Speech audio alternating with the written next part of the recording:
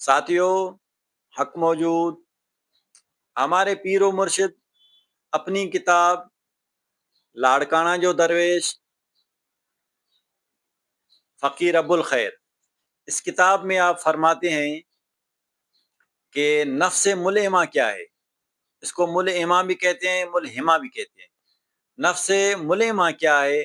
آپ فرماتے ہیں کہ تزکیہ نفس کرتے ہوئے طالب حق کے اندر یہ حال پیدا ہو کہ اس کے اندر گناہ کا خیال پیدا ہوتا ہو، یعنی پیدا ہو لیکن وہ گناہ اس سے صادر نہ ہو۔ اس کے اندر خیال پیدا ہو لیکن وہ گناہ اس سے صادر نہ ہو، اس کا اتنا اپنے اوپر کنٹرول ہو۔ اور اس کا حال یہ ہوگا کہ اس کو جب زمانے کی لہر تکلیف آئے گی تو وہ تکلیف کو محسوس بھی کرے گا، لیکن وہ پھر توکل کر لے گا، کہے گا چلو خیر ہے، اللہ تعالیٰ کی ذات پر توکل ہے، پھر آسانی خود بخود پیدا ہو جائے گی، ابھی تکلیف ہے، کل کو آسانی پیدا ہو جائے گی۔